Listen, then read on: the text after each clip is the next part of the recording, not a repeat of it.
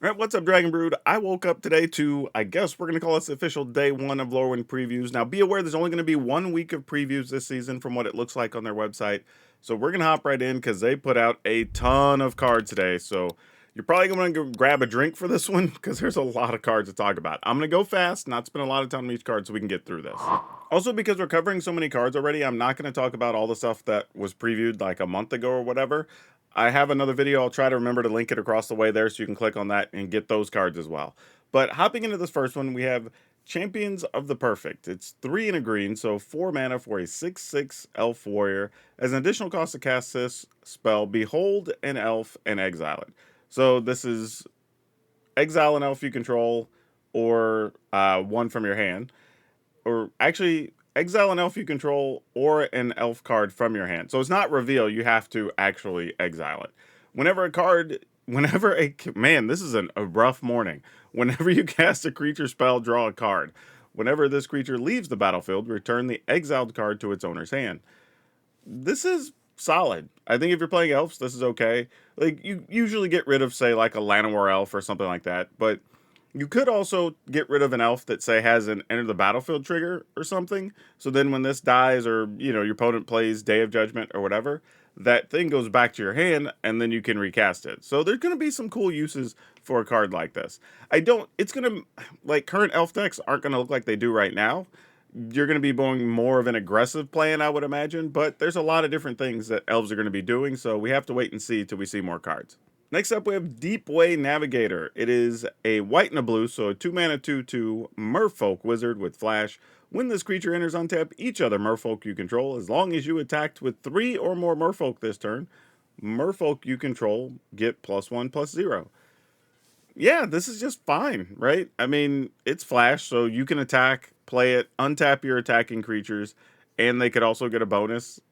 Yeah, not a lot to complain about here. The downside to this card is, outside of having flash, it doesn't do much, but it is still a combat trick, right? Worst case scenario, maybe your opponent decides they're going to Alpha Strike to try to beat you. Well, then you can untap your creatures, block with 3 Merfolk tokens or something. So it still does have utility. You don't get the big part, I guess. It's not that it does nothing. It just doesn't do the big thing all the time. But even the defensive side is good. We get our first goblin here with Hexing Squelcher, 1 and a white. Or 1 and a white, 1 and a red. What am I talking about? 2 mana 2/2. Goblin Sorcerer. It can't be countered. It has Ward of Pay 2 life. Spells you control can't be countered. Other creatures you control have Ward Pay 2 life. And it's a 2/2. Yeah, this is great. Honestly, surprised this isn't a mythic. This is just a rare. This is a rare. It's a 2 mana 2/2. They can't be countered, so great. If your opponent wants to target it, they have to pay 2. But if they want to target any of your other stuff, they also have to pay 2. And none of the other things you cast will be able to be countered. Yeah, this card's obviously good. Kinbinding, 3 whites for an enchantment. Creatures you control get +XX, where X is the number of creatures that entered the battlefield under your control this turn. At the beginning of combat on your turn, create a 1/1 green and white Kithkin creature token. Okay. This read a little weird. It took my brain a second to catch up here. So basically, it's an enchantment that the effect just lasts until end of turn, but each creature you make pumps your team for the duration of the turn. So they're always going to be at least a +1/+1 on your turn because you're making a token. Yeah, this is interesting. Actually, you know what? This says creatures you control get +X/+X, where X is the number of creatures that entered the battlefield under your control this turn. So if you made tokens on your opponent's turn, that counts too. Yeah, this is kind of an interesting card. It's an expensive card at 5 mana. I don't know if you would rather play this than play like Banner of Kinship or something, depending on the type of deck you're playing. So it reads neat. I'll be interested to see if we actually play with this one. Glen Elendra's answered. This is probably a counter spell. It's 2 blue for an instant. This spell can't be countered. Counter all spells your opponents control and all abilities your opponents control. Create a 1/1 blue and black fairy creature token with flying for each spell and ability countered this way. So this is going to be good if your opponent has multiple things on the stack and then you just like counter everything, right? Or a bunch of abilities waiting to trigger. which is kind of cool in some cases, because you do have stuff that sometimes triggers 3 times or 4 times, or your opponents have a bunch of lands that died that happen to be earthbending or something. So yeah, this could be kind of interesting. I don't know how good it is, but it's really neat. Oh, also, by the way, I guess I should mention, I'm just looking at these cards for the first time with you, so I have no idea what any of these things do. So you're getting my top of mind thoughts as well. Rhys, the Evermore. Oh, so this is like the elf dude that's back. 1 and a white for a 2/2 elf warrior with flash. When it enters, another target creature you control gains persist until end of turn. When this creature dies, if it had no -1/-1 counters on it, return it to the battlefield with a -1/-1 counter on it. You can pay 1 and tap it. Remove any number of counters from target creature you control. Activate only as a sorcery. It's a white elf, so that's kind of interesting. It does have flash, which is cool. It kind of lets you save a creature, depending on what the creature is, right? The creature's at least 2/2 or 2 toughness. And it lets you remove counters off of stuff. Honestly, the remove counters thing feels low-key kind of the best part of this card. Like, there's something that's going to be like, gets a -1/-1 every turn, or you can adjust the number. Actually, you know what? You could play this. Oh, it's from creatures, though. Well, we do have Saga creatures, though. Removing a counter could let you just keep them on the battlefield forever. I don't know. There's probably going to be some fun stuff you can do with this card. I like it, though. Even if it ends up not being a major standard player, this is just a fun, interesting card design. Trystan, Callous Cultivator, 2 and a green for a 3/4 Elf Druid with Death Touch. It's a legendary creature. Whenever this creature enters or transforms into this, mill 3 cards. Then if there is an elf card in your graveyard, you gain 2 life. At the beginning of your first main phase, you can pay a black mana, and if you do, you transform this card. Oh, I don't have this framed well. Well, it is Trystan Penitent Culler. It's a 3/4 as well on the backside, also with Death Touch. When this creature transforms into this, mill 3 cards, and then you may exile an elf card from your graveyard. If you do, each opponent loses 2 life. At the beginning of your first main phase, you may pay a green. If you do, transform it. This is, it's neat. It's a 3/4 for 3. It does have an upside. You can mill cards if you need to self-mill, possibly gains life. This feels okay. It's probably better than I think it is, honestly. But I'm not overly excited about this one. Oko's back. Oko, Lorwyn Liege. 2 and a blue for a 3 loyalty planeswalker. At the beginning of your first main phase, you may pay a green. If you do, you transform this. Pay, or actually, +2. Up to 1 target creature gains all creature types. That's cool. Or you can +1, target creature you control gets -2, -0 until your next turn. Okay, that's actually solid. I don't have a problem with that. That's actually okay. Like, just getting to give something all creature types could be useful in Lorwyn, because we know changelings are a thing, but also just making it where a creature can't attack you effectively is good. Oh man, I need the folks over at Scryfall to get updated faster. I love the people at Scryfall, though. No hate over there. But some of these other sites are not formatted as well to use for this type of video. Anyway, the backside, Oko, Shadowmoor Scion. You can pay a blue at the beginning of first main phase, blah, blah. You can, so the backside's all remove loyalty. So -1, mill 3 cards. You may put a permanent card from among them into your hand. You can -3 to make a 3/3 green elk creature token. Makes sense because Oko makes elks. And then you can -6, choose a creature type. You get an emblem with creatures you control the chosen type, get +3/+3, and gain vigilance and hexproof. Yeah, this is kind of interesting because you could spin the front side. Like, all right, that creature's not going to be able to attack me, whatever. Flip to the backside, and then, like, pump my team or get a creature or whatever the case is. This will be playable.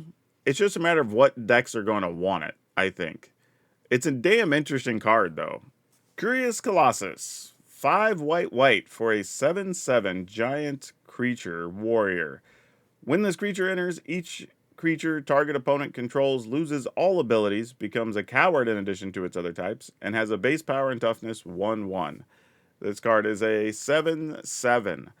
First off, appreciate the artwork because this is very much a throwback to the old Lorwyn, which is pretty sweet. I don't love that it just turns everything into 1/1s and reduces all abilities, because this is very much like Humility, another card that I hate that causes a million rules issues. And this may require you to learn about timestamps again soon, so those you don't know may want to get brushed up on that. Disruptor of Currents, 3 blue blue for a 3/3 Merfolk Wizard with Flash. Several things with Flash so far today. Convoke, so you can tap creatures to reduce the cost. When this creature enters, return up to one other target non-land permanent to its owner's hand. Boy, how do I feel about this? So you could flash in a thing. Let's say you tap 3 other things. You could play this for 2. You get a 3/3, and you get to return something. It's useful. I think the problem's going to be, what do the Merfolk decks look like? How aggressive are they trying to be? Because then a card like this you're not necessarily going to be excited about. But yeah, I think this is just going to be a victim of what does the meta look like and what do the Merfolk decks try to do against it. Harmonized Crescendo, 4 blue blue for an instant that does have Convoke. Choose a creature type, draw a card for each permanent you control of that type. Now, I want to say this. I think for Standard, this may not be particularly great, though it could be okay in some Merfolk builds or whatever.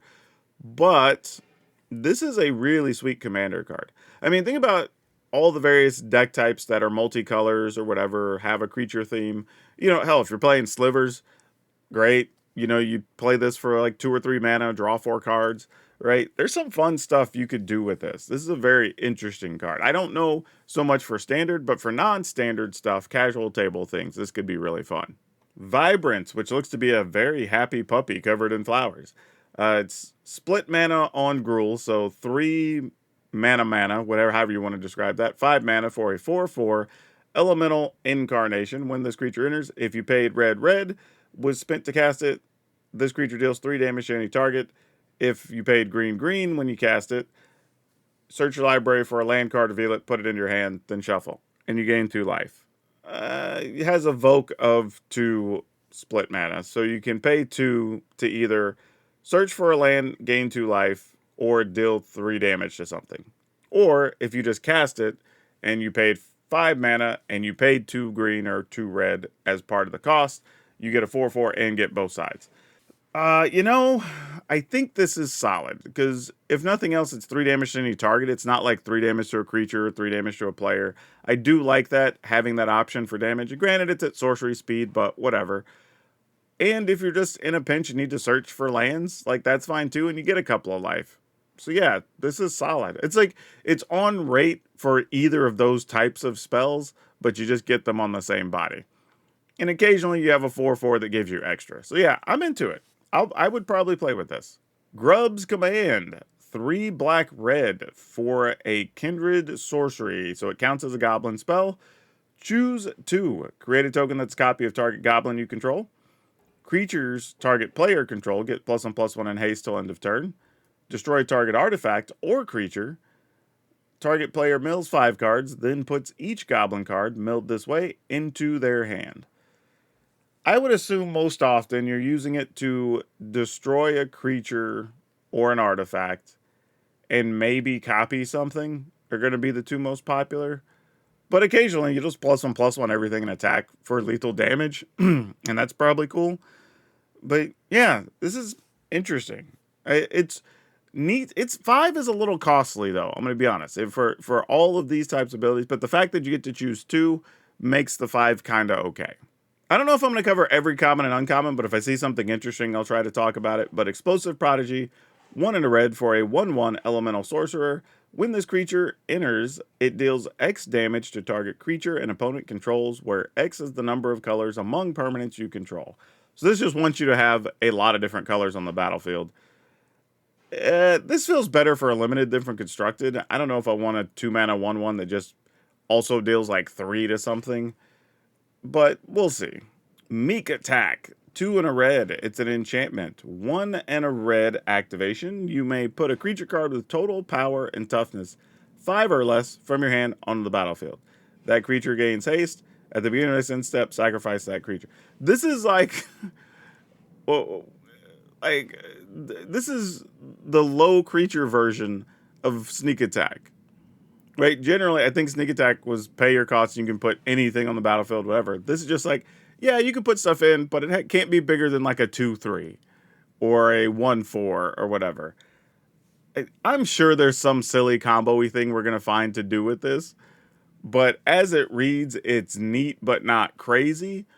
But you never know, right? There's stuff that enters, dies, has a trigger, like makes a token or something when it enters the battlefield, makes treasure when it goes to the graveyard.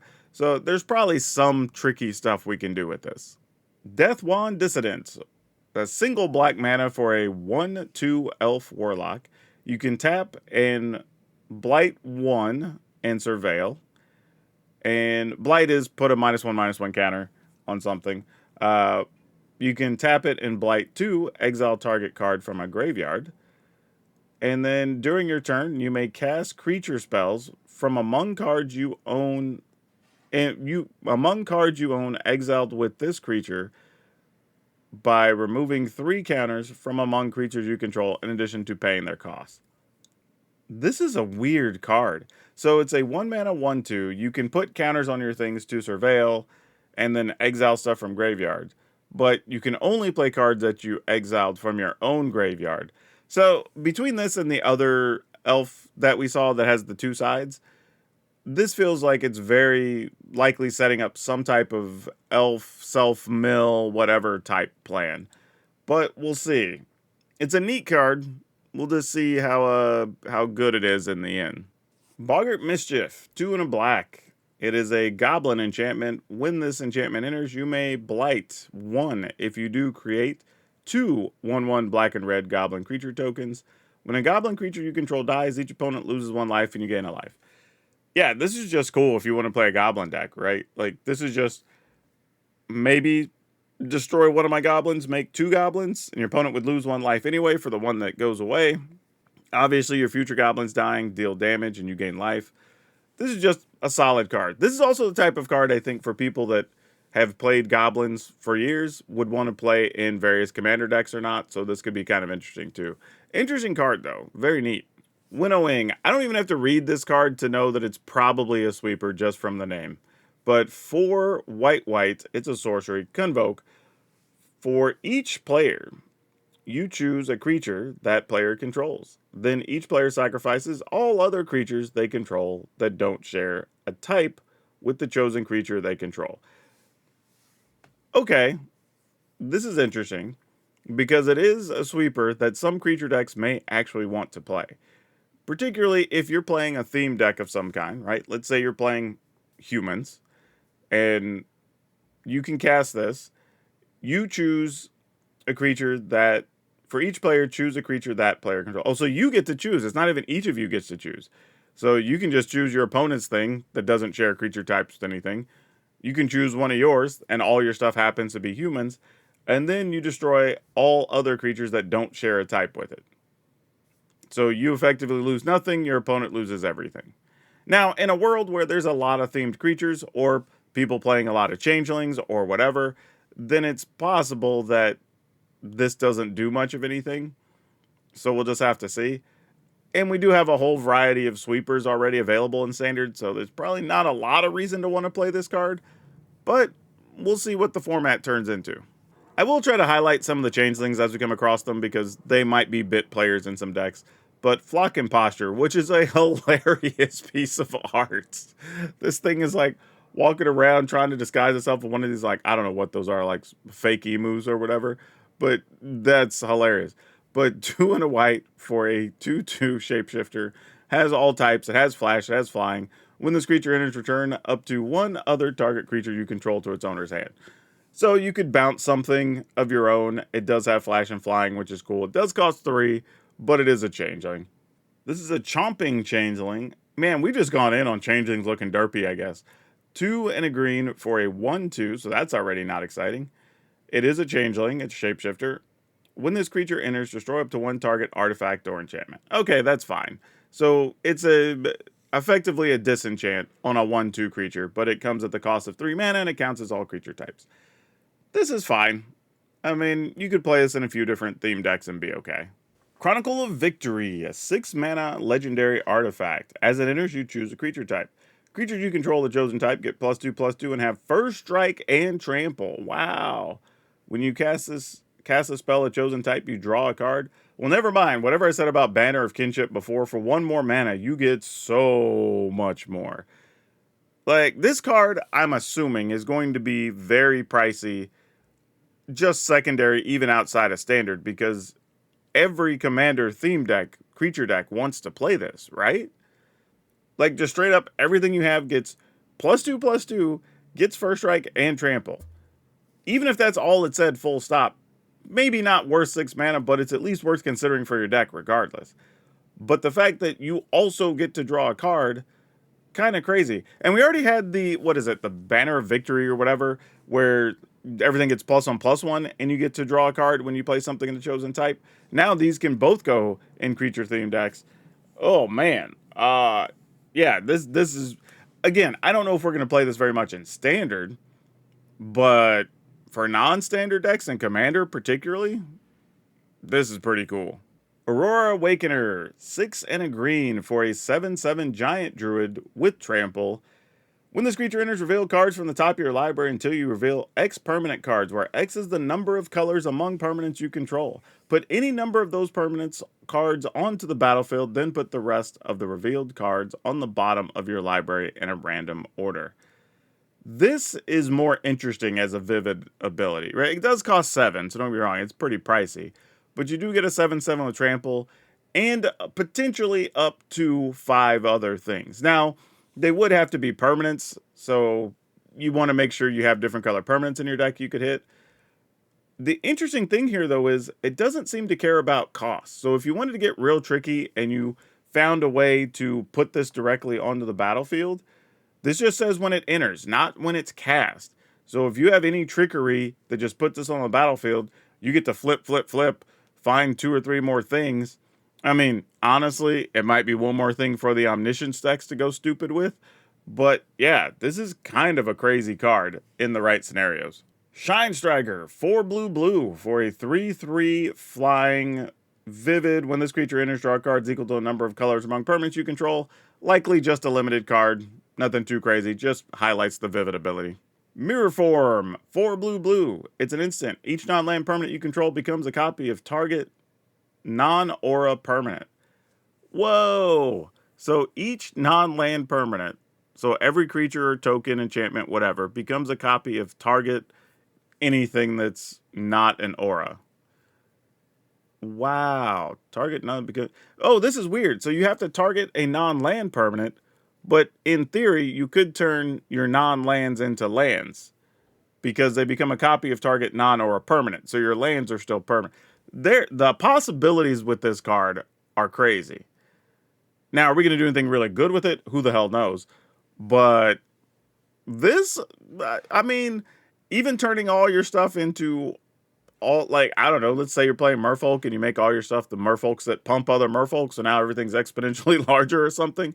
Like, I don't know. There's probably some silly things we could do with this, though, for sure. Mirrormind Crown. Ooh, I am not a fan of... I mean, hey, different artwork for different people. This one's not my jam. 4 colorless mana for an artifact, or 4 generic mana for an artifact equipment. As long as this equipment is attached to a creature, the first time you would create 1 or more tokens each turn, you may instead create that many tokens that are copies of the equipped creature. Wait, what? As long as this equipment is attached to a creature, easy. The first time you would make a token, 1 or more tokens each turn, you may instead create that many. Okay, I see. I misread that for some reason. So this is just anytime you would make a token, those tokens become copies of whatever's wearing the crown. All right, there's definitely some fun combo potential here. I don't think this will be a major standard player, but it's cool. Bre of Clan Stoutarm. Oh, so she's like the offspring of Brian Stoutarm, maybe? Well, it's from Clan Stoutarm, so who knows. But 2 white-red for a 4/4, so same cost as Brian Stoutarm. No, maybe he was 5. I don't know, I have to go back and look. I'll already know by the time y'all watch this. But 4 for a 4/4 giant warrior. You pay 1 and a white. Another target creature you control gains flying and lifelink until end of turn. At the beginning of your end step, if you gained life this turn, Exile that many cards from the top of your library until you exile a non-land card. You may cast that card without paying its mana cost if the spell's mana value is less than or equal to the amount of life you gain this turn. Otherwise, put it into your hand. This is cool. This is just, hey, I have this 4/4 for 4. Occasionally I'm going to pay 2, give something flying and lifelink. It's going to bash in for, I don't know, let's say 3. And then I get to flip cards. If it's 3 or less, I just get to put it onto the battlefield. I don't know where this is going to go, but I've built a few different, like, Boros, Naya, Selesnya Legends creature decks. This could go very well in one of those style of decks. And just letting you get free Legends that have cool ETBs and stuff. Like, this is neat. I like this card a lot. Goliath Daydreamer, 2 red for a 4/4 giant wizard. Whenever you cast an instant or sorcery spell from your hand, exile that card with a dream counter on it instead of putting it into the graveyard as it resolves. When this creature attacks, you may cast a spell from among the cards you own in exile with dream counters on them without paying its mana cost. This is a interesting card. It's a regular just 4 mana 4/4, but every time you cast an instant or sorcery, you're like, okay, you get your ability, but then you also tuck it aside, which is kind of neat. Because it's not instead, it's just when you play the spell, you exile that card with the dream counter on it instead of putting it into your graveyard as it resolves. So you still do all the normal stuff, it just gets exiled. And then when you attack with this, you just get either of those spells over there for free, which is kind of cool. Yeah, this is wild. You may cast a spell from among them in exile. Yeah, this is... I don't know what we do with this, but it is an interesting one to think about building around. Abigail, Eloquent First Year, has 2 Orzhov mana, so 2 white or 2 black or some combination thereof, for a 1/1 bird bard legendary creature. It does have flying, first strike, lifelink. Okay, that's a lot for 2 mana. When Abigail enters, up to 1 other target creature loses all abilities. Put a flying counter, a first strike counter, and a lifelink counter on that creature.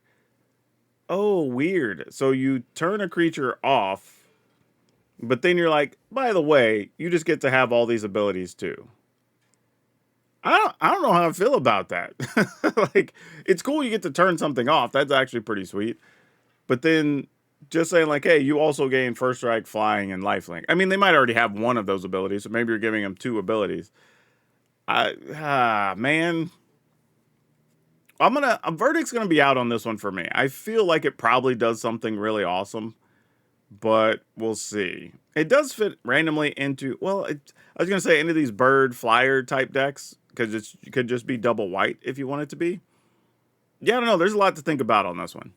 I will say though, the card says up to 1 other target creature, so you can also just choose nothing and just have a quality 1/1 with all these abilities. And it could be your own creature. Right? There's nothing that says it has to be the opponent's thing. You can be like, well, I don't need this other 1/1 to do anything anymore. So, or, I don't know, maybe you have something on the ground that already did its thing. And you're like, okay, well, I want my 4/4 to have first strike, flying, lifelink now.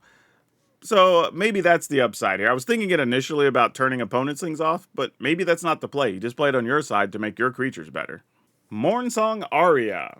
1 black, so 3 mana enchantment. It is legendary. Players can't draw cards or gain life.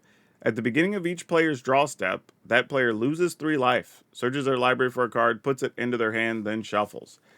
This is a weird one, right? Because you can't draw or gain life.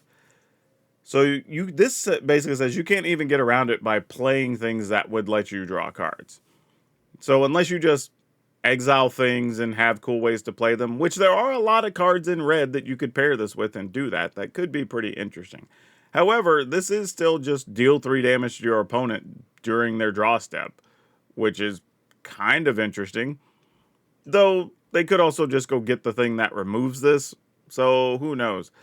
But this could also be finishing damage, right? Like, I get ahead against the control deck, for instance. You play this, now they can't draw into the answer you're afraid of. They have to take 3 to go search for something, but you take 3 as a finisher. But, I don't know, because then that's weird, because you're letting them tutor for the answer, because they can go get any card. Man, I don't know. This card, I feel like looks very medium, but will probably show up in some good deck at some point in Standard. Lava Leaper, which is like a deer on fire. I don't know what's going on here. It's 3 in a red for a 4/4 elemental. All creatures have haste. When a player taps a basic land for mana, that player adds 1 mana of any type that land produced. Whoa. This is all creatures gain haste and all lands produce an extra mana. All basic lands produce an extra mana. I don't know if I want this. Right? Obviously, you want it if it's one-sided. If it's asymmetrical and you get all the ability, great. But letting my opponent also all have haste and their stuff produced. Matter of fact, your opponent gets to take more advantage of it first than you do. Man, I don't know about this card. It reads really powerfully, so there's probably something I'm missing. But for now, I'm probably not excited to play this. Blossoming Defense is back. The 1 green mana instant, target creature you control gains +2/+2 and gains hexproof until end of turn. Nothing big, but it's the type of card people like seeing. Cool to see that it's back. Sonar, Innovative First Year. 2 and 2 Izzet mana, so 4 mana in total for a 2/4 Goblin Sorcerer. Does have Vivid. At the beginning of your first main phase, reveal cards from the top of your library until you reveal X non-land cards, where X is the number of colors among permanents you control. For each of those colors, you may exile a card of that color from among the revealed cards. Then shuffle. You may cast the exiled cards this turn. This is pretty interesting because it's always going to be 2 cards you get to see, right? Because this card itself is 2 different colors. So let's assume you have nothing else. It's a 2/4 for 4. During your first main phase, you just reveal cards till you get to 2 non-lands, since you have 2 colors. And then for each color, blue or red, you would then get to exile one of those and you can cast it this turn. That's cool. You still have to pay for it and everything, but it just gives you access to another couple spells. Kind of a cool card, actually. Also, I'm not covering them, but just want to say the special guest insert cards in this set, there's some bangers in there. This is Personify. 1 and a white, instant. Exile target creature you control, then return that card to the battlefield under its owner's control. Create a 1/1 colorless shapeshifter creature token with Changeling. Yeah, this is cool. If you just want to blink effect your stuff, so it leaves the battlefield, comes back, triggers again, and you get a 1/1. This seems fine. It's also an instant, so you can just save a creature, right? You could chump block with something, blink it, get the ability, get another 1/1, be ready to attack with stuff on your turn. Yeah, really not much to complain about on this card. It's decent. Wanderwine Farewell. 5 blue. It's a merfolk, or a merfolk spell. It does have kindred. It's sorcery. Convoke. Return 1 or 2 target non-land permanents to their owner's hands. Then if you control a merfolk, create a 1/1 white and blue merfolk creature token for each permanent returned to its owner's hand this way. I expect this is going to be really popular and limited. This is going to be probably one of the better picks just to remove some problematic cards, pump your team, or increase your team, go wider. I don't know if we're going to play with this in Constructed, though. Even with Convoke, it could be a little convoluted. And we have other spells that just like bounce all your opponent's stuff already. Aetherize, River's Rebuke, all that stuff. So I don't know. We'll see. Oh, this one's probably worth mentioning. Iron Shield Elf. 1 and a black for a 3/1 Elf Warrior. Discard a card. This creature gains indestructible into turn and tap it. Now, I bring this up because pretty much anytime we've had a creature that says discard a card, gains indestructible, or whatever, gains hexproof, blah, blah, like those tend to see some amount of play. So I could see this in an elf deck. It is a 1 toughness, which is kind of the downside. But against control matchups, this could even be one of those sideboard cards if you play best of 3. Survive all the sweepers, keep attacking. Just a useful little uncommon. Another Changeling here with Sizzling Changeling, 2 and a red for a 3/2 Shapeshifter. When this creature dies, exile the top card of your library until the end of your next turn. You may play that card. This is okay. It just dies and gives you access to another spell. I don't think there's anything wrong with that. It is a Changeling, though, so I figured I would at least point it out so people know what Changelings are available. Bloom Tender. This is a reprint. 1 and a green for a 1/1 Elf Druid. Has Vivid. For each color among permanents you control, add 1 mana of that color. Yeah, this card's good historically. Still gets played in Commander in some piles. Like, just a useful kind of card. Will it see play in Standard? It's possible. It has that kind of power level, but really just depends on what the decks end up looking like. There are a lot of things with split mana, though, so that could make this even better. I also just realized some people are probably angry at me saying split mana. Said it's hybrid mana. Like, I know, I just use different terminology sometimes because it's silly and fun. But anyway, Selfless Safe Rights. It's 3 green for a 4/2 elf warrior with flash and convoke. There's a lot of things with flash in this set. When this creature enters, choose a creature type. Other permanents you control of that type gain hexproof and indestructible until end of turn. This is a great card for elf decks, right? Anytime sweepers are going to happen, a bunch of damage is going to happen to your duders. You can just tap a couple of things. Probably often going to be playing this for 3-ish mana, if I were guessing. You get not only that, you get a 4/2 as well, and all your stuff can't die until in the turn. Hell, this is a great combat trick, right? Enters the battlefield, your stuff gets hexproof and indestructible, so now you have an additional 4/2 that your opponent didn't plan on you having, and nothing's going to die during the combat. So yeah, this card, thumbs up if you're playing an elf deck. Actually, let me be more accurate. I say in an elf deck, but this could be played in any creature themed deck that happens to be green. The creature itself is an elf, but you could flash it in and then just call it Beast or whatever. This would go away, but everything else wouldn't, so still might be worth it. People seem to like these types of cards, but Virulent Emissary is a green 1/1 elf assassin with Death Touch. Whenever another creature you control enters, you gain a life. Yeah, this is fine. Like, we have different versions of this over the years of 1 mana, 1/1 gain life when a creature you control enters. There's some when any creature enters, but this comes with the upside of Death Touch, which does make it more playable than the other cards because you'll be gaining incidental life throughout the game, as well as having a thing your opponent has to deal with. So, probably borderline playable, and elves have been looking for some other good 1 mana things. Okay, that's it. We made it. Let me know what your favorite cards are so far. What type of decks are you excited by? Was anything crazy in this set? Surprise you? Whatever. I don't know. I'm sure everybody has an opinion, but I want to hear it. But that's all I have you for now. We'll see you next time.